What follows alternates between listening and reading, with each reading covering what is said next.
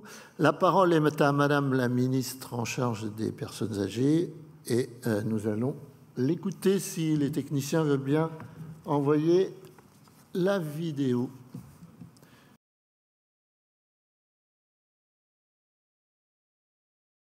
Monsieur le Président du Conseil économique, social et environnemental, cher Thierry Baudet, Monsieur le Président du Conseil départemental de la Loire, Monsieur le maire, Monsieur le Président de Seniors Autonomie, Mesdames, Messieurs, bonjour à toutes et tous. Il était essentiel que je m'adresse à vous aujourd'hui pour cette courte vidéo pour vous transmettre mes encouragements.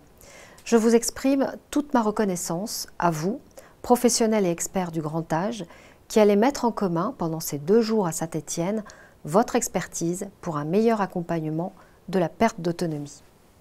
Ce 15e défi autonomie, placé cette année encore sous le haut patronage de mon ministère, est en effet un événement structurant pour notre secteur. Il l'est d'autant plus que nous sommes collectivement engagés depuis plus d'1 an dans une transformation radicale du secteur du grand âge.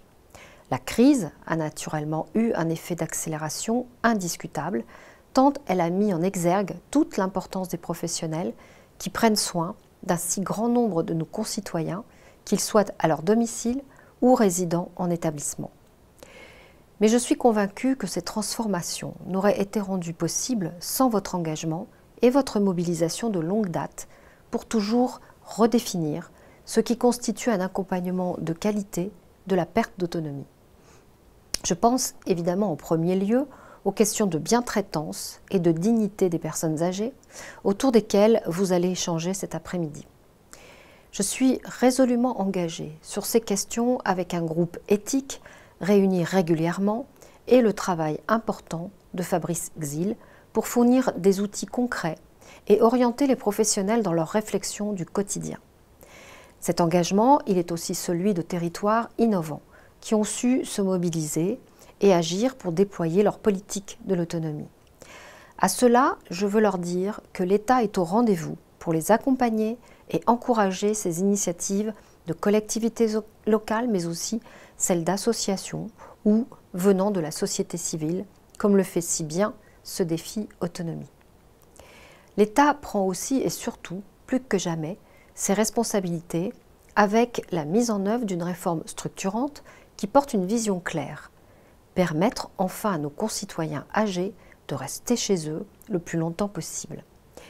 Cet objectif ne saurait se réaliser sans un effort financier historique grâce à la création de la 5e branche de la sécurité sociale consacrée à l'autonomie. 2,8 milliards d'euros consacrés au financement des revalorisations salariales pour les métiers de l'autonomie. 2,1 milliards d'euros sur 5 ans pour rénover, moderniser et médicaliser nos EHPAD et développer d'autres solutions d'habitat. 1 milliard d'ici 2024 pour la transformation, la structuration et la montée en qualité de nos services à domicile. Ces montants servent et serviront très concrètement dans tous les territoires de notre République à faire qu'un bon accompagnement ne soit plus conditionné aux seules initiatives de quelques-uns. Les enjeux qui vous rassemblent ici, aujourd'hui, sont trop importants et structurants pour cela. Je sais pouvoir compter sur votre mobilisation quotidienne auprès de nos concitoyens. Vous savez compter sur mon engagement total pour vos métiers et pour notre secteur. Il ne me restait plus, mesdames, messieurs, qu'à vous souhaiter de bons échanges et un bon salon. Merci encore.